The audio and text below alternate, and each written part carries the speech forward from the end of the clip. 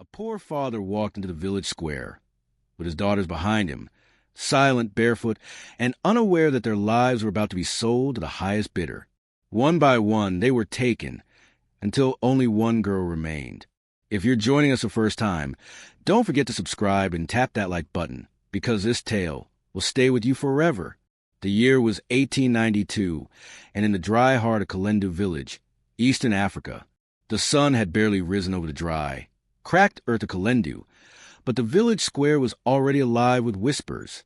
Children were hushed. Mothers peered from mud huts with furrowed brows. Something unholy was about to unfold, and the air carried a tension that felt like a storm waiting to break. At the center of the commotion stood a wooden platform, hastily built but sturdy enough to carry the weight of the unimaginable. And upon that platform were 5 young girls, barefoot and silent. Their dresses were torn, their braids messy, their faces dusty, but it was their eyes that told a real story. They were not just frightened, they were broken. Behind them stood the man once known as Baba Ease, once a respected farmer with a laugh that could shake the air. But today, there was no laughter, only shame and desperation. His eyes darted across the crowd. He was sweating, despite the early hour. "I have no land left," he said, his voice raw like gravel, "but I still have daughters." The crowd gasped. Someone dropped a pot. A child started crying. No one could believe it, but they had all heard rumors, and now the rumors had turned real. One by one, the girls were brought forward. Nkem, the eldest, aged 20, was sold first. A trader from a far-off village offered 3 bags of rice and 2 goats. Her face did not flinch. She did not look back as she was dragged down from the platform. Next came Amaka, sweet and soft-spoken.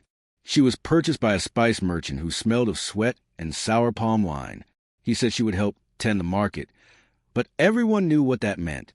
Then the twins, Ada and Adama, barely 16, were taken together by a man who owned a tavern on the outskirts of the village. His gold teeth sparkled as he laughed and claimed he had just enough room for 2. And now, only one remained. The youngest, the boldest, the fiercest, Naima, 16 years old, skin the color of fresh roasted coffee beans, eyes sharp like broken glass. Her feet were dusty, but her spine stood tall. While the others had wept, she had stared, hard, angry, and unflinching. She was the last. The crowd shifted awkwardly. Whispers turned into silence. Even the village chief, seated under the sacred tree, said nothing. He had known Naima since birth. He had bounced her on his knee when she was a baby, and now he looked away. "Final one," said the auctioneer, his bony hand gripping the hammer like it weighed nothing. "This one is strong. This one is useful. This one will make your home shine." Naima's jaw clenched. She had not cried, not when her sisters were sold, not even where father's eyes avoided hers. "Start the bidding," the auctioneer called. "Do I hear 20 naira? 10 bags of cassava? A sack of yams and a donkey?" No one answered. Naima's green eyes scanned the faces. She saw shame. She saw guilt. She saw men pretending to look elsewhere, women hiding behind shawls. No one was brave enough to stop this. No one was kind enough to speak. 10 naira? The auctioneer tried again, his voice losing rhythm. "Anything." Still silent. And then it happened. A figure stepped forward from the shadows beyond the square. He wore dark trousers, polished shoes that did not belong in his village, and a white shirt too clean for this dusty air. His coat was pressed. His face was unreadable. But it was his eyes that caught everyone's breath, gray like the sky before heavy rain. Calm, focused, and full of something no one could name. Musa Adeyemi. No one had seen him arrive. No one knew where he came from. But everyone felt his presence like the hush before a lion growls. "I will take her," he said, his voice calm but unshakable. The auctioneer blinked. "Yes, sir. She is a good choice. Strong girl. Can work." "Not as a worker," the man interrupted. "Not as property." He stepped closer. The crowd parted like grass beneath water. "I will take her as my wife." The village exploded in gasps. Women clutched their necklaces. Men whispered to each other. Even the chief sat up straighter. Naima's eyes narrowed. Her fists clenched. What was this? Another trick? Another mask? Or salvation? Who are you? She asked, her voice steady. My name is Musa Adeyemi, he said. I am a man who knows what it means to lose everything. I am a man who understands the cost of silence. I do not want to own you. I want to offer you a name that no one can take away. The crowd was stunned. This was not how these auctions worked. Women were not asked. They were not offered names. They were handed off like livestock. But now, something different was happening. The auctioneer looked around, unsure. This is unusual, but if the girl consents. Naima looked into Musa's eyes. They were not hungry. They were not full of lies. They were tired. They were honest. She did not know him, but she knew monsters, and he did not smell like one. She took one step forward. I do not love you, she said. Not yet. I am not asking for love, he replied. I am offering freedom. The auctioneer swallowed hard, then dropped the hammer. Sold to Mr. Musa Adeyemi. But as Musa stepped forward to take Naima's hand, a shout rang out from the crowd. Wait! All eyes turned. It was Odogwu, the man who had bought the twins. His face was red with anger. She is not for marriage. That girl is property. Her father owes us all. He cannot sell a bride. But Musa did not flinch. Touch her, and I will show you the difference between a buyer and a man. The air froze. The chief stood slowly. Enough, he said. This is done. Naima's heart pounded. For the first time in weeks, her knees buckled, not from fear, but relief. Musa turned to her again. You may walk beside me or not at all. The choice is yours. Naima looked once more at her father. He said nothing. He only turned away, too hollow to speak. She took Musa's hand. It was rough, solid, warm. As they walked away, the village stood still. No one moved. No one spoke. The girl who was supposed to be sold had just been claimed with dignity. But what lay ahead? Was Musa truly a savior? Or had she just stepped into a different kind of cage? Naima had never sat in a carriage before. She had walked barefoot on gravel roads, slept on mats made of straw, eaten from clay bowls with chipped edges. But never in her 16 years had she felt the sway of a real horse-drawn carriage beneath her. The leather seat creaked beneath her, too soft to feel real. The windows were closed, but the dust still rose outside, chasing them like old ghosts refusing to let go. She kept her hands folded in her lap, back straight, eyes focused on the road ahead. Beside her sat Musa Adeyemi, the man who had bought nothing, but offered everything. He had not spoken much since they left Kalendu, but his silence did not feel cruel. It felt cautious, like a man who had learned too many times what happens when you say the wrong thing. You may ask me anything, he finally said, his voice as quiet as the wind brushing against dry leaves. Naima did not answer right away. She was thinking about her sisters, about how they had screamed when they were taken, about how her father had stared at the ground like it was more precious than their lives. Finally, she spoke. Why did you do it? Musa turned his head, slowly. Do what? Offer your name. Not your coin. Not your hand. Your name. Why? He leaned back, exhaled like he had been carrying that question for years. Because when I was 15, someone gave me their name too. And it saved me. Naima blinked. That was not the answer she expected. Musa continued. My real name is not Musa Adeyemi. The man who gave me that name died 20 years ago. He found me bleeding on the edge of the Osapa River, left for dead by the same kind of men who steal girls and sell them like goats. He took me in. He taught me to read. He taught me to fight. And he told me, your life is yours now. Make it mean something. He paused, glancing out the window. This is how I make it mean something. Naima looked at him, really looked. There was something in his eyes. Pain, yes, but also purpose. She had seen pain before. Her father wore it like a coat, but he had no purpose, just regret. Musa was different, but still, she could not trust him. Not yet. You said I would have my own room, she said, voice low. He nodded. You will. And if I want to leave, then I will take you wherever you wish to go. The name is a shield, not a chain. Naima did not reply. She simply looked away. The dust outside was still chasing them, but it was fading little by little. By late afternoon, they arrived at a stone gate, half covered in ivy. Behind it stood a house unlike any she had seen before. Not a palace, but a mansion by village standards. Tall, wide, with shutters painted deep blue and smoke curling from a chimney. Two women stood at the front steps, one older, with graying hair in a tight bun, the other younger with sharp eyes and a white scarf. They did not bow, they did not smile, but they stepped aside to let Naima in. "This is your home now," Musa said. "You will be treated with respect." The older woman was Mama Okoro, the housekeeper. The younger one, Zula, Musa's assistant and right hand. They led Naima through the house. It smelled of lemongrass and old books. The floor creaked in places. Birds chirped in cages near the windows. And everywhere there were plants, living, green, untamed. Like Musa needed to surround himself with life to keep death away. Her room was at the end of a long hallway. Simple. A bed with clean sheets. A desk with paper and ink. A small window overlooking the trees beyond the fence. She had never seen such a place, and she had never felt so alone in it. That night she did not sleep. She listened to the wind, to footsteps, to silence. And in that silence she heard something else. Crying. Not from outside. Not from Musa's wing.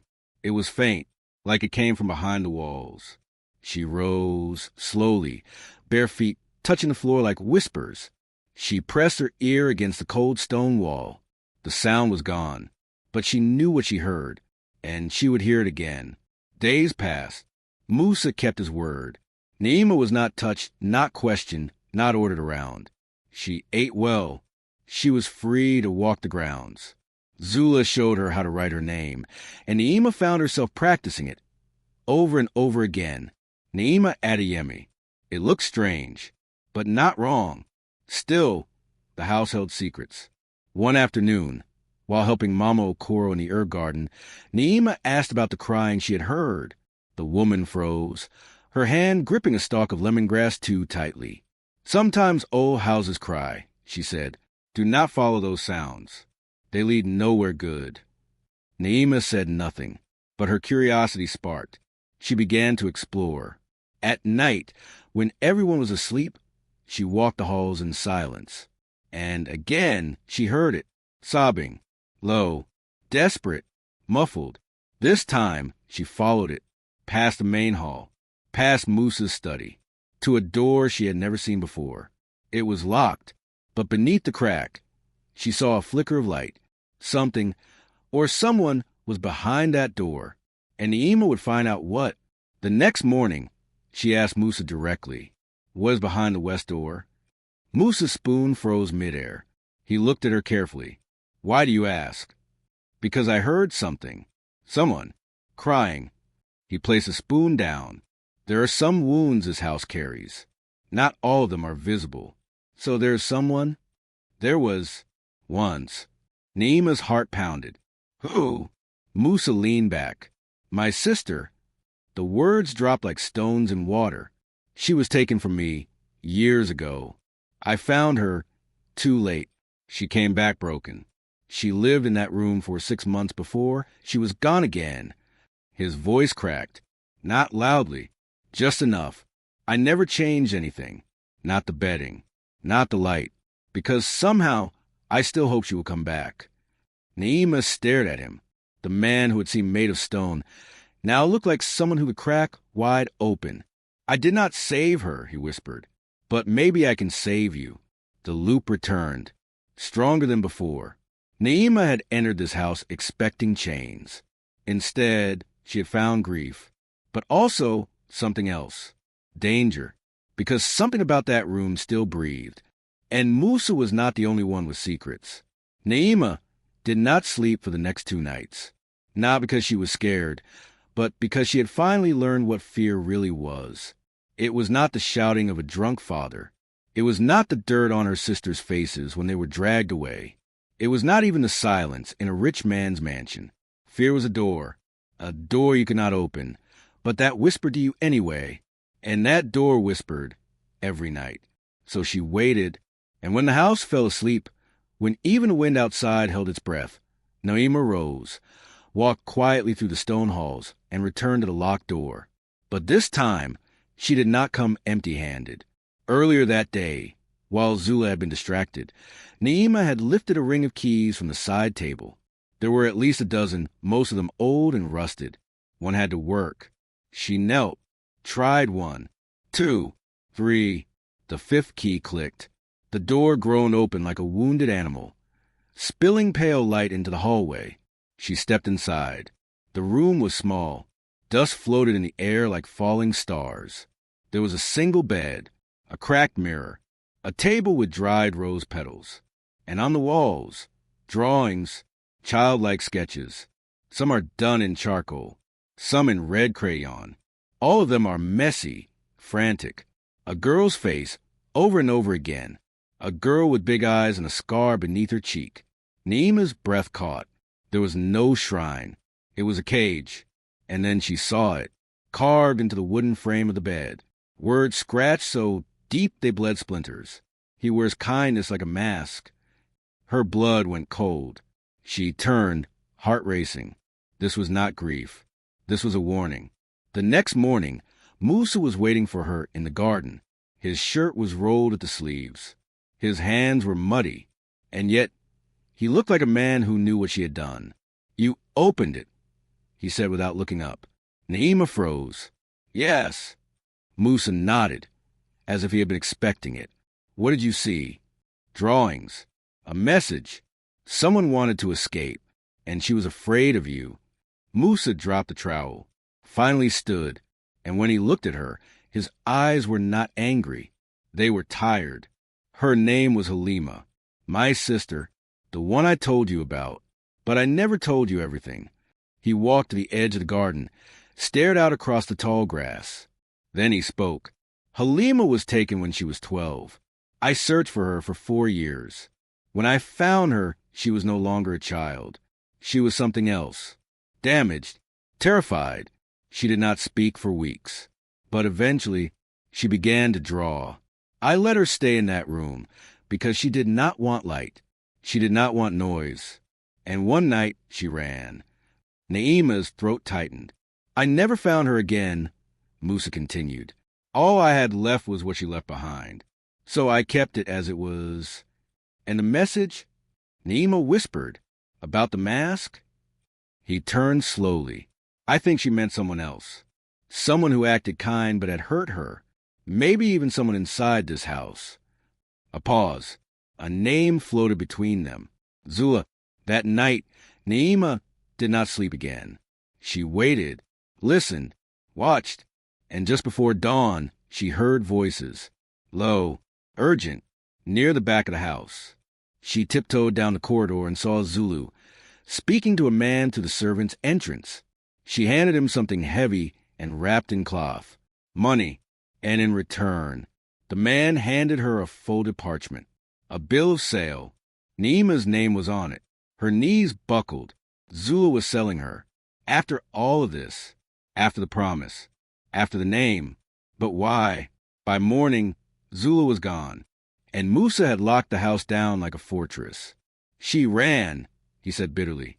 "But not before selling your contract to someone in Koma District. A man known for keeping girls in golden cages." Naima did not cry. She was done crying. "Then let's go get it back." Musa's brows rose. "You would ride with me?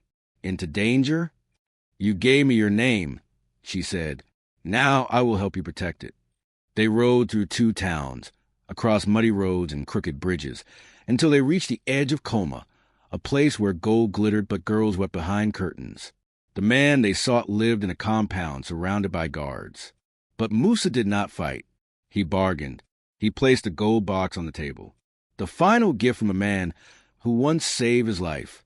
"This," he said, "for the parchment, and a vow that you never speak her name again." The man sneered. but he took the box, and Naima's freedom was returned. They rode back under moonlight. No words, only the wind. When they reached the house, Musa dismounted and turned to her. "I have wronged you," he said, "by not protecting you enough." "No," Naima said. "You gave me something no one ever did. A voice, a room, and a future. A beat." Then she reached for his hand. "Now let me stay, not because I must, but because I choose to." The months passed. Naima planted a garden of her own. She learned to read, to write poetry, to laugh again. Musa read her books from foreign lands and built a library for her, one shelf at a time. And in time, love grew not like lightning, but like roots, slow, deep, unshakable. One evening, under the baobab tree where they often sat, Musa knelt. No speeches, only a ring, and one sentence. "Will you be Naima Adeyemi not because I saved you, but because you saved me?" She smiled and said yes. Years later, their son would ask, "How did you meet Mother?" And Musa would answer, "A girl was being sold like cattle, and I offered her nothing except my name. And she took it." The boy would ask, "No," Musa said, "she earned it." This is not the end. Stay tuned for the next episode. Until I bring the next episode your way again, bye for now.